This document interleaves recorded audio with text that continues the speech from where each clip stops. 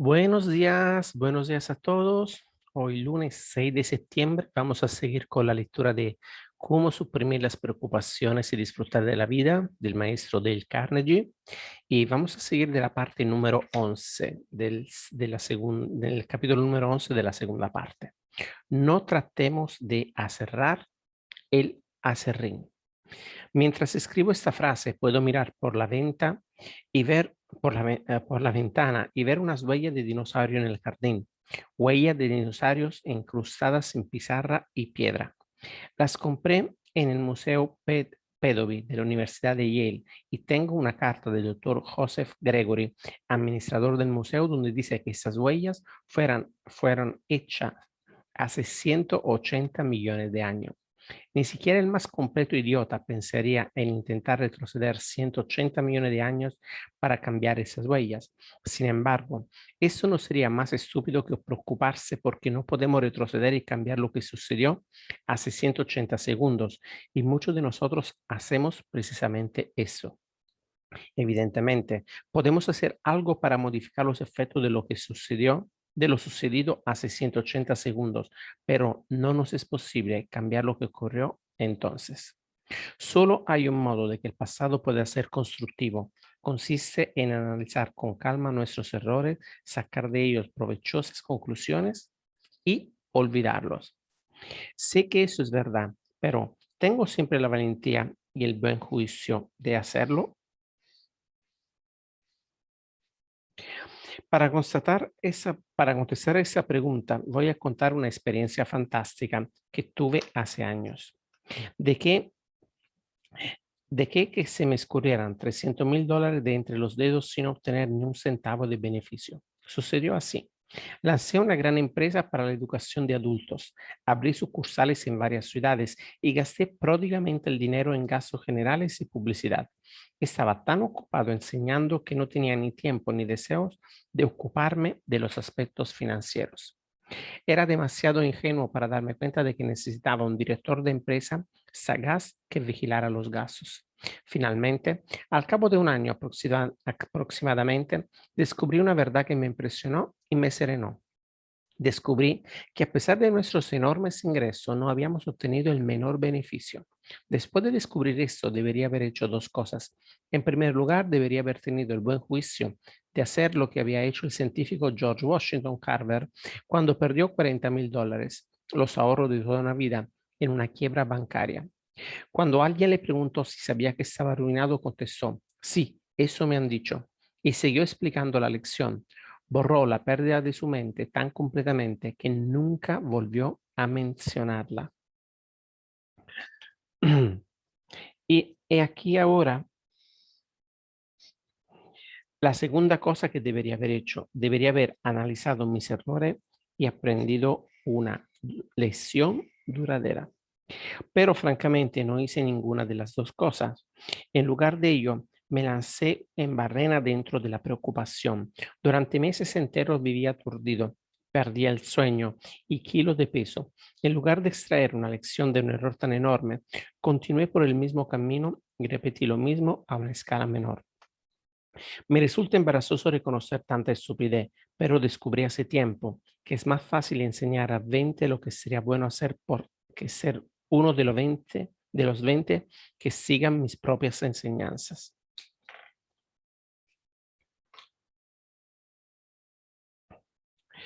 Cuánto lamento no haber tenido el privilegio de asistir a la escuela secundaria George Washington aquí en Nueva York y de estudiar con el señor Brandwein, el mismo maestro que enseñó a Alan Sanders de Nueva York. Sanders me dijo que el maestro de su clase de higiene, el señor Brandwein, le enseñó una de las lecciones más valiosas que había aprendido nunca. Y aquí la historia que me contó. Yo no había cumplido los 20 años, pero ya tenía preocupaciones. Solía irritarme por los errores que había cometido.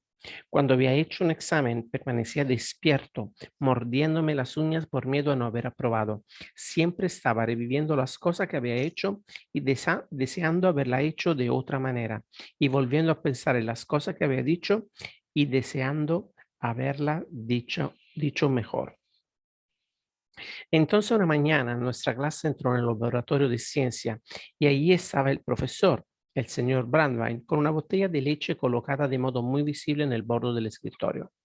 Todos nos sentamos y miramos la botella, preguntándonos qué tenía que ver con el curso de higiene que estaba dando. De pronto, ese se levantó e hizo caer y romperse la botella en la pileta y gritó: "No lloréis por la leche derramada". Enseguida nos pidió que nos acercáramos a la pileta y miráramos aquello resto. Y nos dijo: "Miren bien, porque quiero que recuerden esta lección toda la vida. La leche ha desaparecido. Como ven, se ha ido por el desagüe y por mucho que nos lamentemos y nos tiremos del pelo, no lograremos recuperar ni una gota. Con un poco de atención y cuidado, la leche podría haberse salvado, pero ahora es demasiado tarde. Lo único que podemos hacer es darla por perdida, olvidarnos de ella y pasar a otra cosa". Y Alan Sanders me dijo: "Aquella demostración sería grabada en mí mucho después de haber olvidado mi geometría y mi latín. En realidad, me enseñó más sobre la vida práctica que mis 4 años en la escuela secundaria. Me enseñó a no derramar leche siempre que pudiera evitarlo, pero a olvidarla por completo si se derramaba y desaparecía por el desagüe". Algunos lectores se reirán de que se dé tanta importancia a un proverbio tan manido como "no lloréis por la leche derramada". Sé que es algo muy trillado y corriente, un lugar común. Sé que lo habrán oído miles de veces, pero sé también que esos manidos proverbios son la quinta esencia de la distillada sabiduría de todos los tiempos. Han surgido de la dura experiencia de la raza humana y han sido transmitidos a lo largo de incontables generaciones. Aunque leyera todo lo que los sabios de todos los tiempos han escrito sobre la preocupación, no encontraría nada más profundo que manidos proverbios como: "No te pongas el parche antes que te salga el grano", o "No llores nunca por la leche derramada". Si aplicáramos esos dos proverbios en lugar de burlarnos de ellos, este libro no haría ninguna falta. En realidad, si aplicáramos la mayoría de los viejos proverbios, nuestras vidas serían casi perfectas. Sin embargo, el conocimiento no es poder hasta que se aplica, y el propósito de este libro no es decir nada nuevo. El propósito de este libro es de recordarle lo que ya sabe, darle un golpe en la espinilla y hacer que se ponga manos a la obra y aplique este saber. Siempre he admirado a alguien como Fred Fuller-Schitt, quien tenía el don de exponer una vieja verdad de forma nueva y pintoresca. Cuando era director del diario Philadelphia Bulletin, les preguntó a unos estudiantes que se graduaban: "¿Cuántos de ustedes han aserrado madera alguna vez? Levante la mano". La mayoría de ellos lo habían hecho. Después inquirió: "¿Cuántos de ustedes han aserrado aserrín?". Nadie levantó la mano. Sheed exclamó: "Por supuesto, no se puede aserrar el aserrín, ya está aserrado". Y otro tanto sucede con el pasado. Cuando uno comienza a preocuparse por cosas pasadas y acabadas, no hace otra cosa que aserrar aserrín. Cuando Connie Mack, la gran figura del béisbol, cumplió los 81 años, le pregunté si alguna vez se había preocupado por los partidos que había perdido. Connie Mack me dijo: "Oh, sí, solía hacerlo, pero abandoné esa estúpida costumbre hace mucho tiempo. Vi que no llevaba a ninguna parte. Agua pasada no mueve molino". No, no se puede moler ni tampoco aserrar troncos con agua que ya ha pasado, pero se pueden grabar arrugas en la cara y úlceras en el estómago. Un día de acción de gracias cené con Jack Dempsey y mientras tomábamos el pavo y la salsa de arándanos, me habló del combate en que perdió el campeonato de los pesos pesados ante Tunney. Naturalmente, fue un duro golpe para él. A mitad del combate, me contó, me di cuenta de repente de que me había convertido en un viejo. Al final del 10º asalto, seguía todavía en pie, pero eso era todo. Tenía la cara hinchada y cortada y casi no podía abrir los ojos. Vi que el árbitro levantaba el brazo de Tunney en señal de victoria. Ya no era el campeón del mundo. Me dirigí al vestuario bajo la lluvia, a través de la muchedumbre. Alguien trató de cogerme la mano, Otros tenían lágrimas en los ojos. Un año más tarde, volví a combatir con Tunei, pero era inútil. Estaba acabado para siempre. Era difícil no preocuparse, pero me dije, no voy a vivir en el pasado ni llorar por la leche derramada. Voy a encajar este golpe en la mandíbula y a no dejar que me tumbe sobre la lona. Y eso es precisamente lo que Jack Dempsey hizo. ¿Cómo? Repitiéndose una y otra vez, no voy a preocuparme por el pasado. No porque éste le hubiera inducido a pensar en sus pasadas preocupaciones. Lo hizo aceptando y dando por buena su derrota y concentrándose en planes para el futuro. Lo hizo dirigiendo el restaurante Jack Dempsey en Broadway. Lo hizo promoviendo combate de boxeo y organizando exhibiciones de boxeo. Lo hizo ocupándose en tantas cosas constructivas ya que no tenía ni el tiempo ni las ganas de preocuparse por el pasado. Mi vida ha sido más feliz en estos últimos 10 años que en mis tiempos de campeón, comentó. Dempsey me dijo que no había leído muchos libros, pero sin saberlo seguía el consejo de Shakespeare. Los hombres sensatos no se sientan a llorar sus pérdidas, sino que buscar animosamente reparar sus daños. Cuando leo historia y geografía y observo a las personas sometidas a tan duras circunstancias, suelo asombrarme y entusiasmarme constantemente ante la capacidad de algunos seres para eliminar sus preocupaciones y tragedia y seguir siendo felices. En una ocasión hice una visita a Sing Sing y lo que más me asombró fue que los presos parecían tan felices como el común de las personas en el exterior. Comenté eso con Louis Loebs, el alcalde de Sing Sing, y me dijo que al llegar a la prisión, los criminales se muestran por lo general resentidos y amargados, pero al cabo de unos cuantos meses, la mayoría de los más inteligentes borran de su mente sus desdichas, se adaptan y aceptan la vida de prisión con calma y tratan de sacar el máximo provecho de esa situación. El alcalde Loebs me habló de un preso de Sing Sing, un jardinero, que cantaba mientras cultivaba verduras y flores dentro de los muros de la prisión. Este preso que cantaba mientras cultivaba flores tenía mejor juicio que la mayoría de nosotros. Sabía que el dedo en movimiento escribe y habiendo escrito sigue adelante y ni toda tu piedad o ingenio logrará que vuelva para borrar ni media línea, ni todas tus lágrimas disolverán una sola palabra. Sí, si es así, ¿para qué derrochar lágrimas? Desde luego, todos hemos incurrido en equivocaciones y absurdos. ¿Y qué?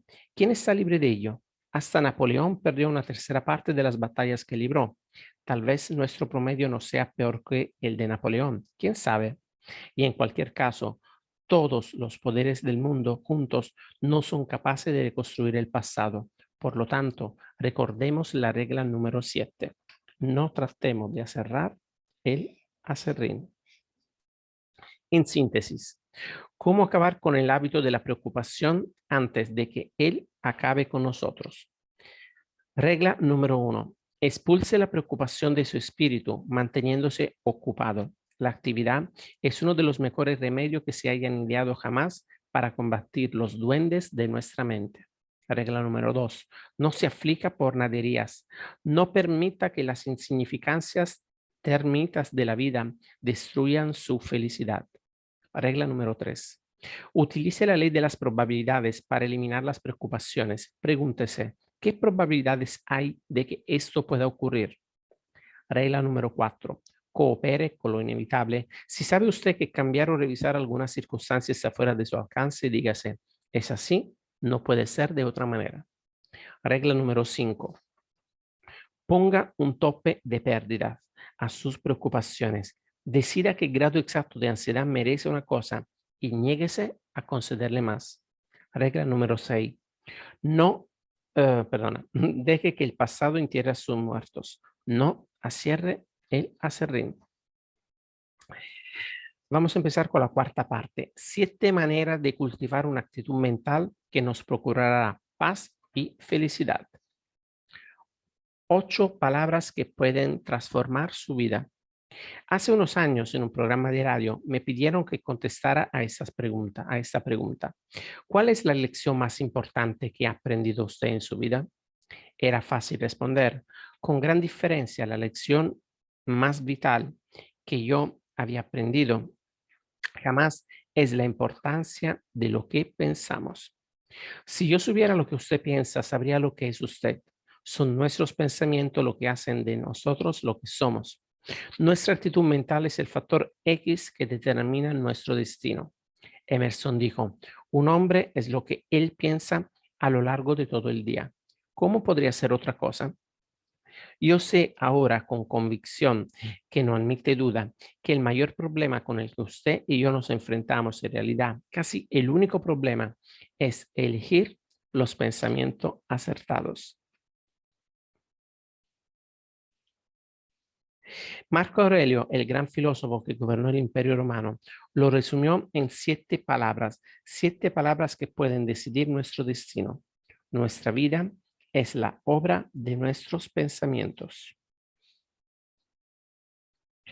Sí, si tenemos pensamientos felices, seremos felices. Si tenemos pensamientos desdichados, seremos desdichados. Si tenemos pensamientos temerosos, tendremos miedo. Si tenemos pensamientos enfermizos, probablemente caeremos enfermos.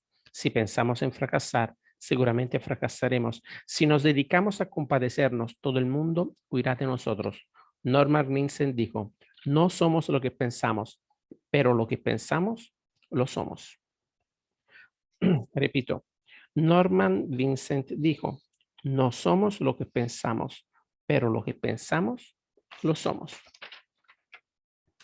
¿Acaso defiende una fácil actitud optimista respecto a nuestros problemas? No, por desgracia la vida no es tan simple, pero sí que recomiendo que asumamos una actitud positiva en lugar de negativa. En otras palabras, debemos ocuparnos de nuestros problemas, pero no preocuparnos. ¿Qué diferencia hay entre el cuidado y la preocupación? Permíteseme que ponga un ejemplo. Cada vez que cruzo las calles de Nueva York atestada por el tráfico, tengo cuidado, pero no siento preocupación. Cuidado significa comprender los problemas y dar tranquilamente los pasos necesarios para resolverlos. Preocupación significa dar vuelta y más vuelta obsesiva e inútilmente a un asunto. Un hombre puede sentir cuidado por sus problemas graves y, sin embargo, andar con la cabeza alta y un clavel en el local. He visto hacer eso precisamente a Lowell Thomas. En una ocasión tuve el honor de estar asociado en Lowell Thomas en la presentación de sus famosas películas sobre las campañas Allenby Lawrence en la Segunda Guerra Mundial.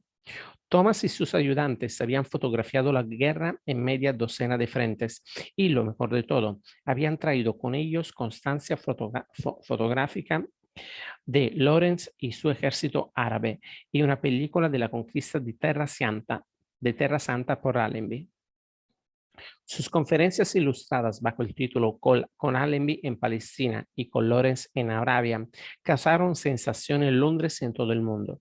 La temporada de ópera se pospuso 6 semanas para que Lowell Thomas pudiera continuar narrando aquellas grandes aventuras y mostrando sus películas en el Teatro de la Ópera de Covent Garden. A ese sensacional triunfo en Londres le siguió una gira triunfal por muchos países. A continuación, pasó 2 años preparando una película sobre la vida en India y Afganistán. Después de una racha increíble de mala suerte, sucedió lo imposible. Se encontró en Londres totalmente arruinado. Yo estaba con él en aquella época.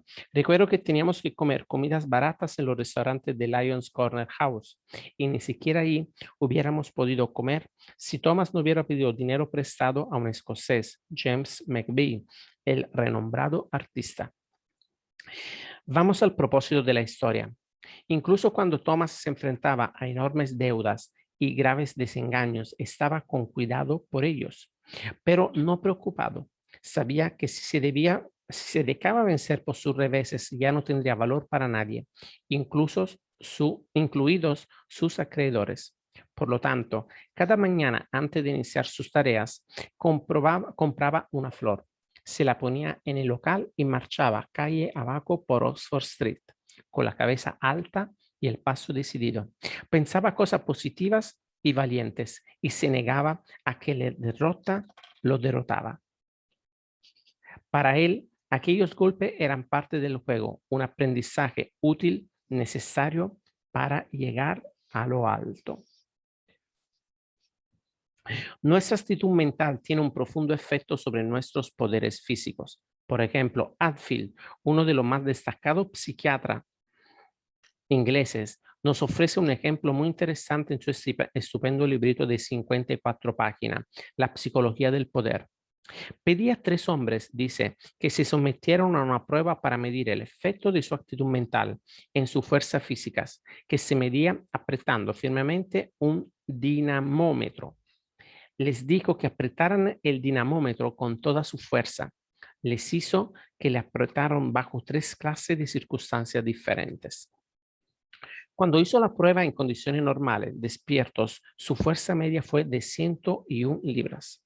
Cuando hizo la prueba después de hipnotizarlos y tras decirles que eran muy débiles, su fuerza fue tan solo de 29 libras, menos de un tercio de su fuerza normal.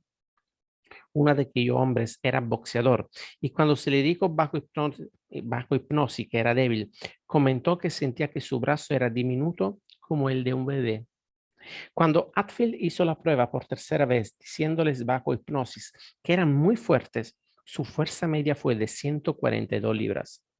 Cuando sus mentes estaban llenas de pensamientos positivos de fuerza, incrementaron su capacidad física en casi un 50%. Tal es el increíble poder de nuestra actitud mental. Para ilustrar el mágico, perdonen, para ilustrar el mágico poder del pensamiento, permítaseme que cuente una de las más asombrosas historias en los anales de los Estados Unidos. Podría escribir un libro sobre ella, pero seré breve. En una fría noche de octubre, poco después de terminada la guerra civil, una mujer sin hogar ni amparo, poco más que una vagabunda sobre la faz de la tierra, llamó a la puerta de la anciana señora Webster, la esposa de un capitán retirado de la Marina Mercante, con residencia en Massachusetts. Al abrir la puerta, la señora Webster vio a una criatura pequeña y frágil, poco más de 40 kilos de piel y huesos asusados. La desconocida, una tal señora Glover, explicó que estaba buscando un hogar donde pudiera pensar y resolver un problema que la absorbía día y noche. ¿Por qué no se queda usted aquí?, replicó la señora Webster. Yo vivo sola en esta casa tan grande. La señora Webster podía haberse quedado allí indefinidamente con la señora la señora Glover se podía haber quedado allí indefinidamente con la señora Webster, de no haber sido por la llegada del yerno de esta, Bill Ellis, quien había venido desde Nueva York para pasar las vacaciones. Cuando descubrió la presencia de la señora Glover, gritó, no quiero vagabundos en esta casa, y echó a la pobre mujer a la calle. Llovía torrencialmente. La mujer permaneció temblando bajo la lluvia durante unos minutos y luego se fue calle abajo en busca de algún lugar donde refugiarse. Y aquí está lo asombroso de la historia. Aquella vagabunda expulsada por Bill Ellis estaba destinada a influir en las ideas del mundo más que cualquier otra mujer que haya vivido nunca en la tierra. Ahora es conocida por millones de fervientes seguidores como Mary Baker Eddy, la fundadora de la ciencia cristiana. Sin embargo, hasta entonces en su vida había conocido poco más que enfermedades, penas y tragedia. Su primer marido había muerto poco después de su boda. Su segundo marido la había abandonado fugándose con una mujer casada. Más tarde moriría en un asilo para pobres. Tenía solo un hijo y se había visto obligada, debido a la pobreza, la enfermedad y los celos, a renunciar a él cuando tenía 4 años. Perdió toda traza de él y no volvió a verlo hasta el cabo de 31 años. A causa de su mala salud, la señora Eddy se había interesado durante años en lo que ella llamaba la ciencia de curar por el espíritu. Pero la dramática crisis de su vida se produjo en Lynn, Massachusetts. Caminaba por el centro de la ciudad un día de mucho frío, cuando resbaló y cayó sobre el helado pavimento y el golpe le hizo perder el conocimiento. Su espina dorsal resultó tan dañada que tenía terribles convulsiones. Incluso el médico estaba seguro de que iba a morir. Si por algún milagro sobrevivía, declaró el médico, nunca volvería a caminar. Tendida en lo que se suponía era su lecho de muerte, Mary Baker Eddy abrió la Biblia y, según declaró, la guía divina la llevó a leer esas palabras de San Mateo. Y, y mirad, le trajeron un hombre enfermo de parálisis tendido en su lecho. Y Jesús le dijo al enfermo de parálisis, hijo, ten buen ánimo, porque tus pecados te han sido perdonados. Levántate, toma tu lecho y vete a tu casa. Y el hombre se levantó y se fue a su casa. Esas palabras de Jesús, declaró la señora Eddy, crearon dentro suyo tanta fuerza, tanta fe, un poder de curación tan grande que inmediatamente se levantó de la cama y andó. Aquella experiencia, declararía la señora Eddy, fue la manzana que al caer del árbol me llevó a descubrir cómo podía sentirme bien y hacer que los demás se sintieran también bien. Conseguí la certidumbre científica de que toda casualidad era espíritu y todo efecto era un fenómeno mental. Y fue así como Mary Baker Eddy se convirtió en la fundadora y suprema sacerdotisa de una nueva religión, la ciencia cristiana, la única gran fe religiosa jamás establecida por una mujer, una religión que se ha extendido por todo el globo. Es probable que ahora usted esté diciéndose, este Carnegie está haciendo proselitismo para la ciencia cristiana. No, está equivocado. No pertenezco a la ciencia cristiana, pero cuanto más vivo, más profundamente convencido estoy del tremendo poder de la mente. Como resultado de 35 años de enseñanza dedicada a adultos, sé que hombres y mujeres pueden eliminar la preocupación, el miedo y diversas enfermedades y transformar sus vidas si cambian sus pensamientos. Me consta y me consta. He presenciado cientos de veces transformaciones increíbles. Las he visto tan a menudo que ya no me sorprenden. Por ejemplo, una de esas increíbles transformaciones que ilustran el poder de la mente le ocurrió a uno de mis alumnos. Tuvo un colapso nervioso. ¿Qué se lo provocó? La preocupación. Ese alumno me contó, me preocupaba por todo, me preocupaba porque estaba demasiado delgado, porque creía que estaba perdiendo pelo, porque temía que nunca llegaría a ganar suficiente dinero para casarme, porque pensaba que nunca sería un buen padre, porque temía estar perdiendo a la chica con la que quería casarme, porque sentía que mi vida no era feliz. Me preocupaba la impresión que causaba en los demás, me preocupaba porque tenía úlcera de estómago. Ya no podía trabajar y abandoné mi empleo. La tensión en mi interior fue aumentando hasta que parecía una caldera sin válvula de seguridad. La presión llegó a ser tan insoportable que algo tenía que romperse y se rompió. Si nunca ha sufrido un colapso nervioso, ruega a Dios que no lo sufra nunca, porque ningún dolor del cuerpo puede superar el agudísimo dolor de una mente atormentada. Mi derrumbe fue tan grave que no podía hablar ni aún con mi familia. No tenía dominio alguno sobre mis pensamientos. Estaba lleno de miedo. Saltaba al menor ruido. Evitaba a todo el mundo. Me ponía a llorar sin motivo aparente. Cada día era una agonía. Me sentía abandonado por todos, incluso por Dios. Me sentía tentado de saltar al río y acabar con todo. Finalmente, decidí hacer un viaje a Florida con la esperanza de que un cambio de ambiente me ayudara. Al subir al tren, mi padre me dio una carta y y me pidió que no la abriera hasta llegar a Florida. Llegué a Florida en el apogeo de la temporada turística. Como no pude conseguir habitación en un hotel, alquilé una habitación para dormir en un garaje. Intenté conseguir un empleo en un carguero en Miami, pero no tuve suerte. Así pues, pasaba el tiempo en la playa. Me sentía más desgraciado en Florida que en mi casa. Por lo tanto, abrí el sobre para ver qué había escrito mi padre. La nota decía, hijo mío, estás a 1500 millas de casa y no te sientes mejor, ¿no es así? Sabías que sería de ese modo porque llevaste contigo la única causa de tus zozobras, es decir, tú mismo. No hay nada mal en tu cuerpo o en tu mente. No son las situaciones por las que has pasado las que te han puesto así, sino lo que tú piensas de esas situaciones. Según un hombre piensa en su corazón, así es él. Cuando comprendas eso, hijo mío, vuelve a casas, porque estarás curado. La carta de mi padre me enfureció. Quería compasión, no lesiones. Estaba tan furioso que en aquel mismo momento decidí que no volvería nunca a casa. Aquella noche, cuando andaba por una de las calles secundarias de Miami, llegué a una iglesia donde se estaban celebrando unos servicios. No teniendo otro sitio donde ir, entré y escuché un sermón sobre el texto. Aquel que conquista su espíritu es más fuerte que aquel que conquista una ciudad. La santidad de la casa de Dios y oír las mismas ideas que mi padre había escrito en su carta, todo ello barrió de mi mente la basura acumulada en ella. Pude pensar con claridad y sensatez por primera vez en mi vida. Comprendí lo estúpido que había sido. Me escandalicé al verme tal como era. Allí estaba, queriendo cambiar el mundo entero y todo lo que contenía, cuando la única cosa que tenía que cambiar era el enfoque de las lentes de la cámara fotográfica, que era mi mente.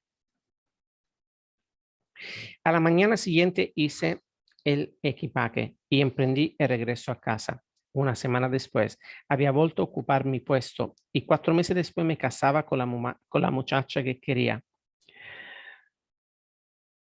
Perdona, y 4 meses después me casaba con la muchacha que había temido perder. Ahora somos una familia feliz con 4 hijos. Dios ha sido bueno conmigo, tanto material como mentalmente. Cuando sufrí el colapso nervioso, era capataz de noche en un pequeño establecimiento que daba empleo a 18 personas. Ahora soy superintendente de la fabricación de cartón y estoy al frente de 50 trabajadores. Mi vida es más completa y amable. Creo que ahora aprecio los auténticos valores de la vida.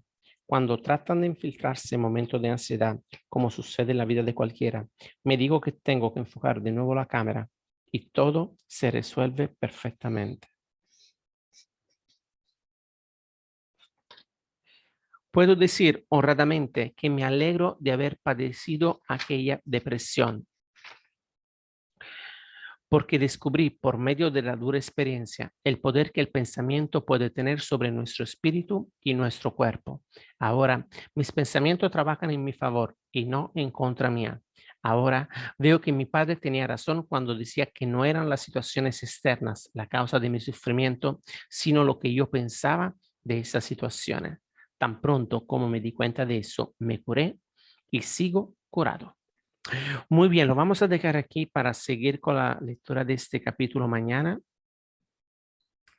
Gracias por haberme acompañado, amigos. Espero que tengan un lunes muy, muy productivo y nos vemos mañana para seguir con la lectura de este libro increíble. Un abrazo para todos. Chao, chao, hasta mañana.